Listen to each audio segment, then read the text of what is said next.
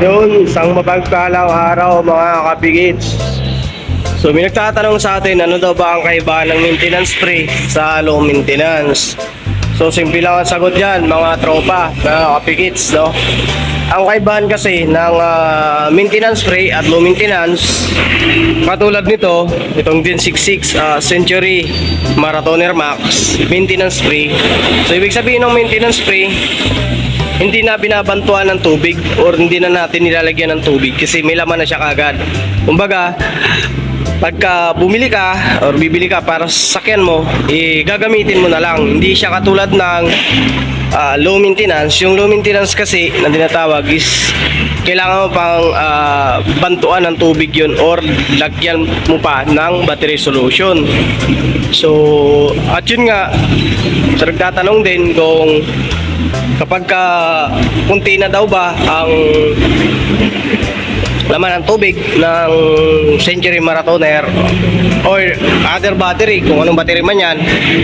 So kung pwede daw ba na lagyan nila ng tubig, so kung pwede naman yan sir, nakadepende po yan sir sa warranty. Pero kung under warranty, mas maganda dalahin nyo siya sa napagbilhan nyo or kung saan nyo man nabili yung battery. So i-consultan nyo muna sa kanila kung pwede bang lagyan or mas maganda sila yung maglagay para pasok pa rin siya sa warranty. Kasi kapag kayo lang maglagay, meron kasing iba na nagdadagdag, ang dinadagdag nila is battery solution. Hindi po pwede na lagyan mo ng battery solution yan. Ang pinandadagdag talaga is distilled water. Maraming distilled water na nabibili dyan sa totally sa mga tindahan na maliliit, meron yan eh.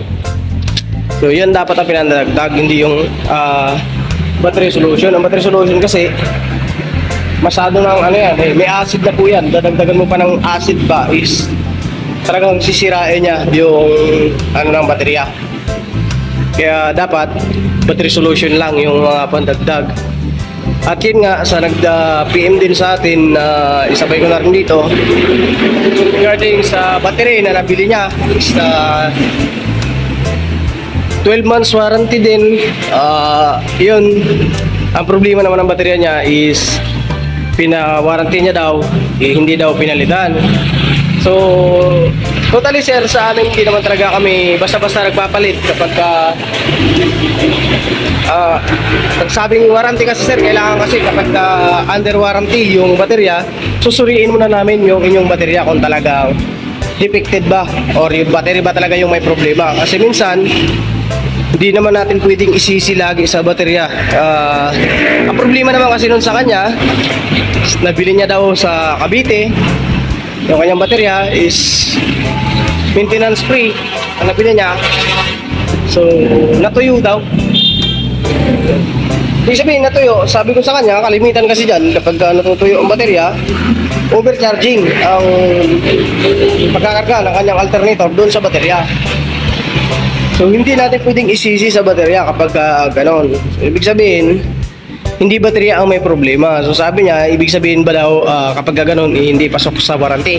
Hindi po talaga papasok sa warranty yan sir, kasi ang problema is hindi naman sa baterya kundi sa inyong sasakyan.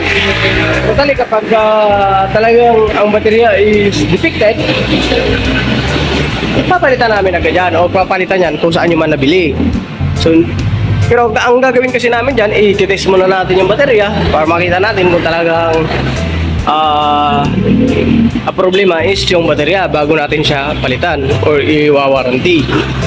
Hindi agad-agad basta warranty lang ng warranty. So mayayari naman po yung mga technician yan sa boss nila kung basta-basta lang magpapalit nang hindi naman dinaan talaga sa proseso or procedure kung talagang kapalit-palit na ba yung baterya o talagang defective ba talaga yung baterya.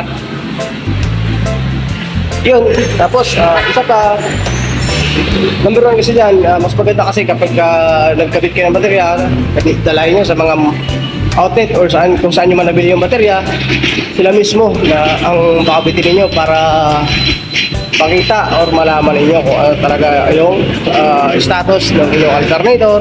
Libre check naman po yan, wala naman pong bayad. So yun lang, maraming salamat.